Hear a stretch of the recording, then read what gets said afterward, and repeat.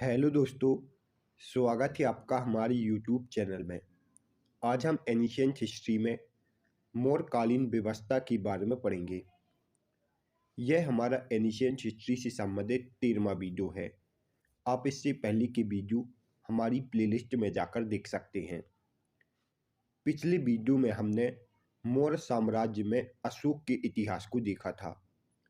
आज के वीडियो में हम मौर्य साम्राज्य में मौर्यकालीन व्यवस्था के बारे में पढ़ेंगे। इस वीडियो में हम मौर्यकालीन केंद्रीय प्रशासन, प्रांतीय प्रशासन, नगरीय प्रशासन, उस समय की न्याय व्यवस्था, सैन्य व्यवस्था, कर व्यवस्था और गुप्तचर व्यवस्था के बारे में पढ़ेंगे। मौर्यकालीन केंद्रीय प्रशासन। मौर्यकालीन प्रशासन केंद्रीय या राजतंत्रात्मक था। प्रशासन के लिए योग्य व्यक्ति की नियुक्ति राजा स्वयं करता था। प्राचीन भारत में सबसे विस्तृत नौकरशाही मौर्यकाल में थी। प्राचीन भारत में सबसे विस्तृत नौकरशाही किस काल में थी? मौर्यकाल में। कौटिल्य द्वारा राज्य संचालन के लिए 7 अंगों की व्यवस्था की गई थी, जिन्हें सप्तांग कहा गया था। और यह 7 अंग हैं: राजा, अमात्य, जनपद, दुर्ग, कोष, सेना और मित्र। कौटिल्य द्वारा राज्य संचालन के लिए 7 अंगों की व्यवस्था की गई थी, जिन्हें क्या कहा जाता था? सप्तांग। राजा केंद्रीय प्रशासन का मुखिया होता था और राजा सर्वोच्च अधिकारी भी होता था। यह कार्यपालिका, न्यायपालिका और व्यवस्थापिका का प्रमुख भी होता था। साम्राज्य में मुख्यमंत्री व पुरोहित की नियुक्ति से पूर्व उनका चरित्र परीक्षण होता था, जिसे उपदा परीक्षण कहा जाता था। मौर्य साम्राज्य में मुख्यमंत्री व पुरोहित की नियुक्ति से पूर्व उनका चरित्र परीक्षण होता था, जिसे क्या कहा जाता था? उपदा परीक्षण।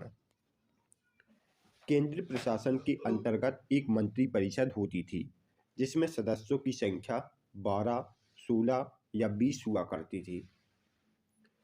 अर्थशास्त्र के अनुसार मंत्री परिषद के मंत्री को तीर्थ या महापात्र कहा जाता था और इनकी संख्या 18 होती थी।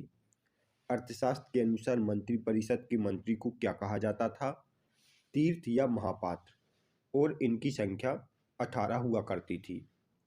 अब हम यह 18 तीर्थ देख लेते हैं। यह हैं 18 तीर्थ और उनके कार्य। प्रधानमंत्री राजा को सलाह देने का कार्य करता था। पुरोहित धर्म विभाग का प्रमुख था। सेनापति सैन्य विभाग का प्रमुख था। युवराज राजपुत्र था और राजकीय कार्यों को देखता था। 2 वार्षिक राजकीय द्वार रक्षक था। अंतर्वार्षिक अंगरक्षक सेना का अध्यक्ष था। समाहर्ता राजस्व का संग्रह करता था।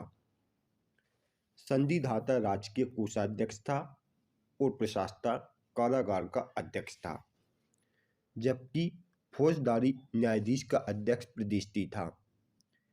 दीवानी न्यायाधीश का प्रमुख व्यवहारिक कहलाता था। नगर के कोतवाल को पौर कहते थे। नगर रक्षा के अध्यक्ष को नायक कहा जाता था।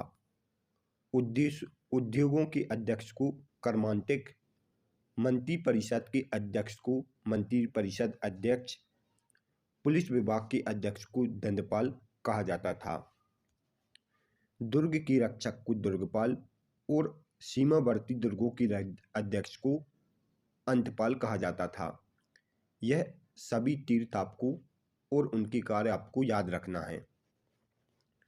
इसके अलावा अर्थशास्त्र के अनुसार मंत्री परिषद के नीचे द्वितीय श्रेणी के पदाधिकारी भी थे, जिन्हें अध्यक्ष कहा जाता था और इनकी संख्या 26 हुआ करती थी। मैंने कुछ अध्यक्ष लिखे हुए हैं जो आपको याद रखना है। मुद्रा व टकसाल विभाग के अध्यक्ष को लक्षणा अध्यक्ष कहा जाता था। मापतोल के अध्यक्ष को पोतवा अध्यक्ष कहा जाता था। खानों के अध्यक्ष को आकराध्यक्ष, नौसेना के अध्यक्ष को नवा अध्यक्ष और गुप्तचर विभाग के अध्यक्ष को महापात्रा परसरन कहा जाता था। इसके अलावा पासपोर्ट विभाग के अध्यक्ष को मुद्राध्यक्ष, कृषि विभाग के अध्यक्ष को शीताध्यक्ष, वाणिज्य विभाग के अध्यक्ष को पणा अध्यक्ष, सड़क विभाग के अध्यक्ष को संस्थाध्यक्ष और बंदरगाह विभाग के अध्यक्ष को पतना अध्यक्ष कहा जाता था। यह आपको याद रखना है। अब हम प्रांतीय प्रशासन के बारे में पढ़ेंगे। चंद्रगुप्त मौर्य के समय प्रांत 4 भाग में विभक्त थे, लेकिन अशोक की कलिंग विजय के बाद 5 प्रांत हो गए थे। प्रांतों की प्रशासक कुमार और गुप्त या राष्ट्रिक कहलाते थे। प्रांतों की प्रशासक क्या कहलाती थी? कुमार और गुप्त या राष्ट्रिक। यह 5 प्रांत हैं: उत्तरापथ, अवंती, कलिंग, दक्षिणापथ और प्रासी। प्रांतों को चक्र भी कहा जाता था। प्रांतों को किस अन्य नाम से जाना जाता था? चक्र। उत्तरापथ प्रांत की राजधानी तक्षशिला, अवंती की राजधानी उज्जैनी, कलिंग की राजधानी तोसली, दक्षिणापथ की राजधानी स्वर्णगिरी और प्रासी की राजधानी पाटलिपुत्र थी। मौर्यकालीन प्रांतीय प्रशासन में सबसे बड़ी इकाई राष्ट्र थी। राष्ट्र से छूटा था प्रांत, प्रांत से छूटा था मंडल, मंडल से छूटा था आहार, आहार से छूटा था स्थानिक और स्थानिक से छूटा था ग्राम। ग्राम सबसे छोटी इकाई थी। ग्राम की प्रमुख को ग्रामिक कहा जाता था। 800 ग्रामों के समूह को स्नातक कहा जाता था और इसकी प्रमुख को स्नातक कहा जाता था। 20 स्थानीय के समूह को आहार कहा जाता था और आहार की प्रमुख को विषयपति या आहारपति कहा जाता था। 20 आहार के समूह को मंडल कहा जाता था और मंडल के प्रमुख को प्रतिष्ठा या प्रादेशिक कहा जाता था। 20 मंडल के समूह को प्रांत या चक्र कहा जाता था और इसके प्रमुख को कुमार या आर कहा जाता था। और राष्ट्र सबसे बड़ी इकाई थी जिसका प्रमुख स्वयं राजा हुआ करता था। इसके अलावा 10 ग्राम मिलकर संग्राहक का निर्माण करते थे जिसके प्रमुख को गोप कहते थे। 200 ग्राम मिलकर खारवाटिक का निर्माण करते थे जिसके प्रमुख को खारवाटिक कहा जाता था। और 400 ग्राम मिलकर द्रोणमुख का निर्माण करते थे जिसके प्रमुख को द्रोणमुख कहा जाता था। यह थी मौर्यकालीन प्रांतीय प्रशासन की व्यवस्था। मेगास्थनीज के अनुसार नगर का प्रशासन 30 सदस्यों का एक मंडल करता था जो 6 समितियों में विभाजित था। प्रत्येक समिति में 5 सदस्य होते थे। यह है समिति और उनके कार्य। प्रथम समिति उद्योग व शिल्प निरीक्षण का कार्य करती थी। द्वितीय समिति विदेशियों की देखरेख करती थी। तृतीय समिति जनमनन का विवरण रखती थी। चतुर्थ समिति व्यापार व वाणिज्य की देखरेख करती थी और षष्ठ समिति बिक्री कर की वसूली करती थी। मेगास्थनीज के अनुसार नगर का प्रशासन 30 सदस्यों का एक मंडल देखता था जो कि 6 समितियों में विभाजित था और प्रत्येक समिति में 5 सदस्य होते थे। अब हम मौर्यकालीन न्याय व्यवस्था को देखेंगे। मौर्य काल में सम्राट ही सर्वोच्च न्यायाधीश होता था। अर्थशास्त्र के अनुसार न्यायालय 2 भागों में विभाजित थे। पहला भाग है धर्म स्थानीय न्यायालय। इस न्यायालय को दीवानी न्यायालय भी कहा जाता है। इसमें पारिवारिक मामले सुलझाए जाते थे। धर्मास्थलीय न्यायालय में नगर के न्यायाधीश को व्यावहारिक महापात्र कहा जाता था और जनपद के न्यायाधीश को रज्जुक कहा जाता था। धर्मस्थानीय न्यायाधीश में नगर के न्यायाधीश को व्यावहारिक महापात्र और जनपद के न्यायाधीश को रज्जुक कहा जाता था। दूसरा है कंटकाशोधन न्यायालय। इसे फौजदारी न्यायालय कहा जाता था और कंटकाशोधन न्यायालय में फौजदारी न्यायालय के न्यायाधीश को प्रतिष्ठा कहा जाता था। अर्थशास्त्र के अनुसार न्यायालय 2 भागों में विभाजित थे और यह 2 भाग हैं धर्मस्थानीय न्यायालय और कंटकाशोधन न्यायालय। अब हम सैन्य व्यवस्था को देखेंगे। सैन्य विभाग का प्रधान सेनापति था। मौर्य काल में सेना की 5 अंग थे। यह अंग हैं पैदल सैनिक, रथ सैनिक, हाथी, घोड़ा व नौसैनिक। नौसेना का प्रधान नवा अध्यक्ष कहलाता था। मौर्य काल में नौसेना के प्रधान को क्या कहते थे? नवा अध्यक्ष। सेना का सामान एकत्रित करने वाले को दंडपाल कहा जाता था। युद्ध क्षेत्र में सेना का नेतृत्व करने वाला अधिकारी नायक कहलाता था और दुर्ग रक्षक को दुर्गपाल और सीमावर्ती दुर्गों की रक्षक को अंतपाल कहा जाता था। यह सभी फैक्ट आपको याद रखने हैं। जस्टिन ने चंद्रगुप्त की सेना को डाकियों का गिरोह कहा था। जस्टिन एक लेखक हैं जिन्होंने चंद्रगुप्त की सेना को डाकियों का गिरोह नाम दिया था। अब हम मौर्यकालीन कर व्यवस्था को देखेंगे। मौर्य काल में कर 1/4 से 1/6 के बीच लिया जाता था।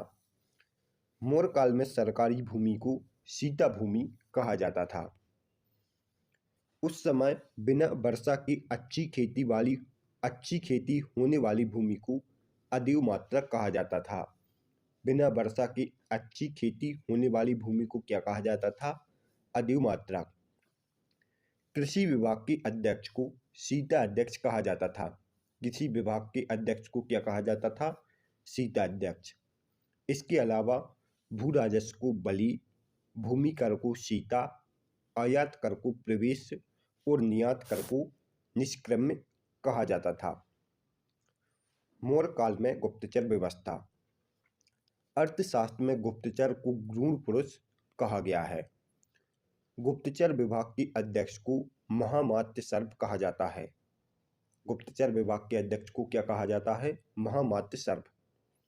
एक ही स्थान पर रहने वाली गुप्तचर को संस्था कहते हैं और संस्था के सदस्य कापातिक, उपासतिक, गृहपतिक, वैदेहक और तापस। एक ही स्थान पर रहने वाली गुप्तचर को संस्था कहते हैं और कापातिक वह थे जो विद्यार्थी के बीच में थे और उपासतिक वह थे जो सन्यासी के बीच में रहते थे। जबकि एक से दूसरे स्थान पर भ्रमण करने वाली गुप्तचर को संचार कहा जाता था और इसके सदस्य क्षत्रिय, तीक्ष्ण, शरद और परिवारजिका। अर्थशास्त्र में गुप्तचर को क्या कहा गया था? गूढ़ पुरुष। गुप्तचर विभाग के अध्यक्ष को महामात्य सर्प कहा जाता था। मौर्य काल में एक ही स्थान पर रहने वाली गुप्तचर को संस्था और एक स्थान से दूसरे स्थान पर भ्रमण करने वाली गुप्तचर को संचार कहा जाता था। अब हम मौर्यकालीन व्यवस्था से संबंधित कुछ अन्य तथ्य पढ़ लेते हैं। मौर्य शासकों का राजकीय चिन्ह मोर था। यह सर्वप्रथम इतिहासकार गुडविल ने बताया था। मौर्य शासकों का राजकीय चिन्ह मोर था। यह किसने बताया था? गुडविल ने। मौर्य काल की मुद्रा पर्ण थी और इसे इतिहासकार कासार पर्ण भी कहते थे। मौर्य काल में सोने की मुद्रा को स्वर्ण, चांदी की मुद्रा को पर्ण या कासार पर्ण और तांबे की मुद्रा को मापक व काकड़ी कहते थे। तांबे की बड़ी वाली मुद्रा को मापक कहा जाता था और छोटी वाली मुद्रा को काकड़ी कहा जाता था। मेगास्थनीज के अनुसार एग्रोनोमाई मार्ग निर्माण अधिकारी था। स्वतंत्र वेश्यावृत्ति अपनाने वाली महिलाएं रूपा जीवा कहलाती थीं। उस समय स्वतंत्र वेश्यावृत्ति अपनाने वाली महिलाएं क्या कहलाती थी? रूपा जीवा। नगर का जनगणना अधिकारी व प्रशासक नागरिक कहलाता था। नगर का जनगणना अधिकारी व प्रशासक क्या कहलाता था? नागरिक। मेगास्थनीज ने नगर अधिकारी को एस्ट्रोनोमाई कहा था। अशोक ने युक्त नामक एक नए अधिकारी की नियुक्ति भी की थी। अशोक ने किस अधिकारी की नियुक्ति की थी? युक्त नामक अधिकारी की। यह केंद्र व स्थानीय प्रशासन के बीच संपर्क की कड़ी था। युक्त नामक अधिकारी केंद्र व स्थानीय प्रशासन के बीच संपर्क की कड़ी था। फिर इसके बाद मौर्य वंश का अंतिम शासक बृहद्रथ हुआ। इसकी हत्या आगे चल के पुष्यमित्र शुंग ने 185 ईस्वी में ईसा पूर्व में कर दी और मौर्य साम्राज्य की जगह शुंग वंश की नींव डाली। मौर्य वंश का अंतिम शासक कौन था? बृहद्रथ, जिसकी हत्या पुष्यमित्र शुंग कर देता है और शुंग वंश की नींव डालता है। Thanks for watching. दोस्तों, यदि आपको हमारी वीडियो पसंद आई हो तो हमारी वीडियो को लाइक, शेयर और चैनल को सब्सक्राइब जरूर करें। आप हमारी इस वीडियो से रिलेटेड पीडीएफ को हमारी टेलीग्राम ग्रुप से डाउनलोड कर सकते हैं। इसका लिंक डिस्क्रिप्शन में दिया गया है।